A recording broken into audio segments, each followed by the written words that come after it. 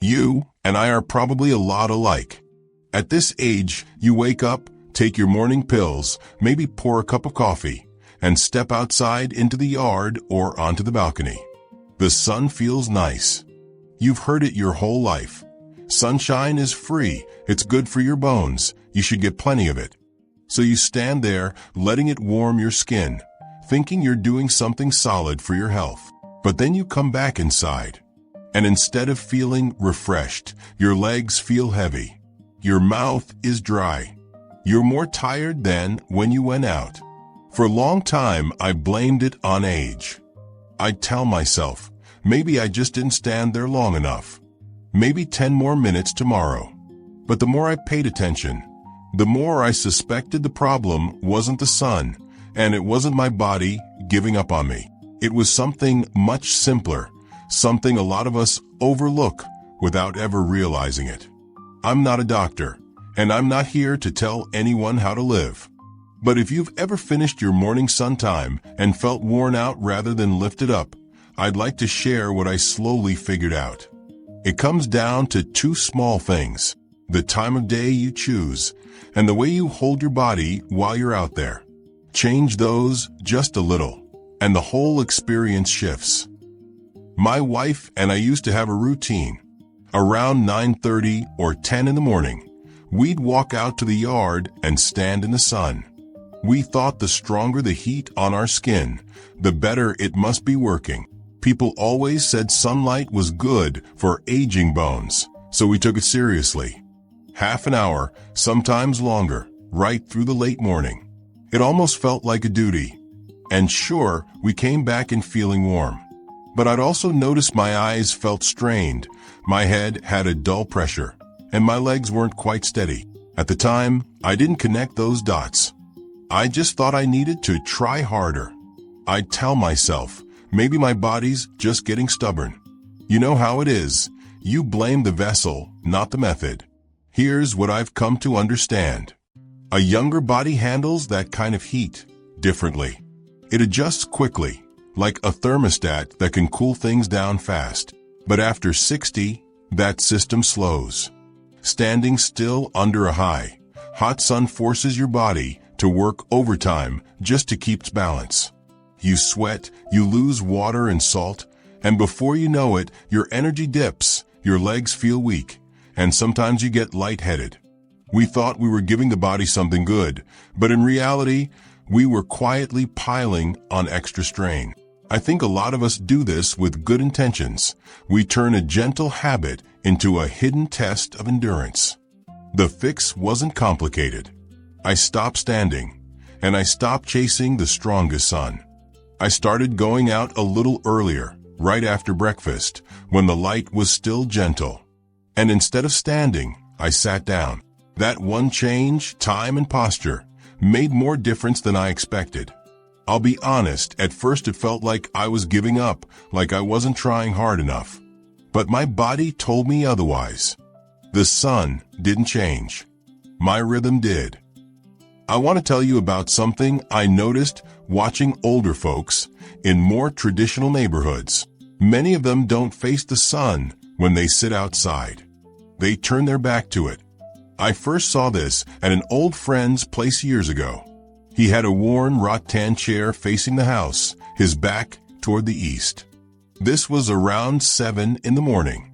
The sun came from behind, falling across his shoulders and upper back. He just sat there with his eyes closed for about 10 minutes, not saying a word. I asked him why he didn't turn around and let the sun hit his face and chest. He told me the skin on the face is thinner. It stings after a while. But the back is a larger surface. It warms up slowly and evenly, and the eyes don't have to fight the glare.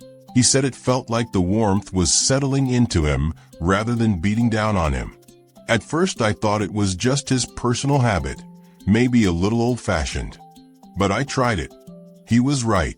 Sitting with the sun on your back, supported by a chair, the heat travels down from your shoulders along the spine, not in a rush, but gradually. Especially on a morning when the air is still a little cool, the warmth doesn't hit you all at once. It seeps in. There's nothing mystical about this. When we were younger, moving around in the sun all day, the heat flowed through us because we were in motion. Now, if we stand rigid under a midday sun, the heat just pools on the skin and has nowhere to go. But lean back into a chair, let the back absorb the warmth evenly, and the body doesn't tense up against it. The breathing stays easier. And the eyes, which become more sensitive to harsh light as we age, are naturally shaded. That matters more than most people realize, especially if you're watching out for cataracts or macular concerns. Over time, I've come to see that this old habit isn't some quaint tradition. It's just a practical way of being gentle with the body. No sweating, no burning, no forcing anything. At the hour when the sun is most generous, the wise move is to receive it in the least demanding way. I lean toward that thinking now, not because it's ancient wisdom, but because it respects what the body actually needs at this stage. And the modern understanding lines up with this more than you might think. We now know morning light does something crucial beyond just warming the skin. It sends a time signal. When your eyes take in natural light early in the day, the part of the brain that runs your internal clock gets to work. It helps set the rhythm that keeps you alert during the day and ready for sleep at night. A lot of people our age notice their sleep getting more fractured, waking up before dawn, feeling drowsy by mid-afternoon, lying awake at night. We tend to blame the night itself. But sometimes, what's missing happens in the morning. I started paying attention to my own sleep a few years back, and I blamed everything. The mattress, the temperature, the stray noises. Then I came across this idea, and I thought maybe I've been missing the morning signal all along. Opening the curtains, stepping outside, letting the eyes meet that early light. It doesn't cost a dime. It's not a workout. It's just a quiet signal to the body that the day has begun and that tonight the tiredness will arrive when it should. I'm not suggesting morning light cures sleeplessness. That would be dishonest. A better way to think of it is like nudging a clock that's drifted a little off. You're giving the body a chance to realign itself. Plenty of health guides mention that 10 to 20 minutes of gentle morning light can support a steadier sleep rhythm. The trouble is, many of us have moved that outdoor time to the middle of the day under a much harsher sun, and we've lost that subtle morning signal entirely. It's a small shift, but it's the kind of small shift that quietly holds things together. So what does this look like as a small daily routine? Nothing complicated. This is what I've settled into after some trial and error, and it's held up across every season. First, shift the time. Instead of late morning or early afternoon, try stepping out after breakfast, before 9. In summer, when the sun rises early, sometime between 7 and 8:30 often feels pleasant. In winter, wait until the sunlight has actually reached your yard or balcony. There's no need to chase an exact hour. The simple test is this. If you stand in the light and your skin feels like it's burning or you instinctively want to pull away, the timing isn't right. Trust that feeling. Your body knows more than you give it credit for. Second, choose to sit. Find a chair with a back, whether it's in the garden, on the balcony, or on a bench outside your door. If there's a breeze or the air is a little cool, lay a light blanket across your legs. Sitting takes the load off your knees and lower back, and it helps avoid that unsteady feeling that can come from standing still too long. If you deal with joint pain or balance issues, this one adjustment matters more than almost anything else. Third, try facing away from the sun. Let it fall on your back, your shoulders, the back of your neck. Keep your face and chest out of direct light. A wide-brimmed hat adds extra protection. Close your eyes if it feels natural. Give it 5 or 10 minutes, no more. I've heard from enough people to believe that 10 quiet minutes like this can be more refreshing than a strong cup of tea. And there's no crash afterward. Fourth, drink some water before you go out. Half a glass of warm water is enough. Keep another glass nearby and sip slowly when you come back inside. Hydration is more important than the sun exposure itself. The body loses moisture quietly in the heat, and if you don't replace it, that's when the fatigue and dizziness creep in. I've made that mistake too many times. Fifth, in the colder months, pay attention to what's under your feet. Morning ground can stay cold long after the air warms up. Standing on chilly concrete or tile pulls heat away from the body, and stiff knees and a tight lower back often follow. Wear shoes with thicker soles, or place a wooden board or a mat under your feet. If the temperature outside is simply too low, stay indoors near a window. Let the sunlight come to you. You still receive the gentle rhythm of morning light without the bite of cold ground. Now I need to say something clearly, and I hope you'll take it seriously. This habit, as gentle as it is, isn't safe for everyone in the same way.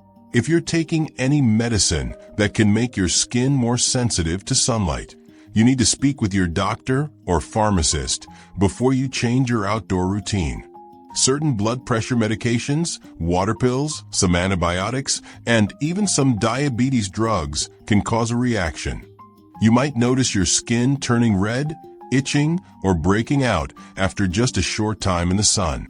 It's easy to blame the heat, but the real interaction is between the drug and the UV light. I get uneasy when people tell me they stop their pills to try something natural. Please don't. The answer isn't to avoid the sun entirely, but to choose the timing carefully, keep the duration short, and above all, get professional advice. Never stop a prescribed medicine on your own. That carries risks far greater than a sunburn. If you have a history of skin cancer, or if you've been told to watch certain spots on your skin, your doctor needs to guide how much sun exposure is appropriate. There's no wiggle room on that point. And if you ever feel dizzy, short of breath, suddenly sweaty, or oddly chilled while sitting outside, go back indoors, rest, and drink some water. Don't try to push through it. If that feeling returns, let your doctor know. I'm not saying any of this to frighten you. But at our age, the real danger isn't just a bad habit. It's getting used to discomfort and calling it normal. The body gives small signals long before something serious happens.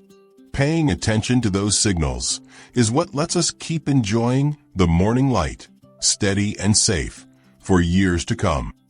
Here's what I hope you take from all of this. It's not really about finding the perfect way to sit in the sun.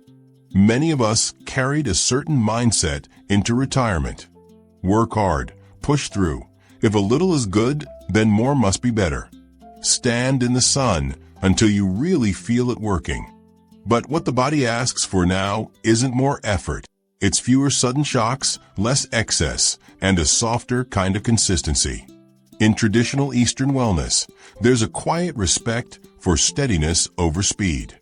Nothing dramatic. Just a chair in the morning, the sun on your back, a warmth that doesn't overwhelm, and a rhythm that doesn't demand more than the body can give. A small thing, done steadily, often carries more weight than a grand routine that can't be maintained. I've come to trust that kind of quiet consistency more than any bold promise. If any of this feels familiar, maybe try it once tomorrow morning.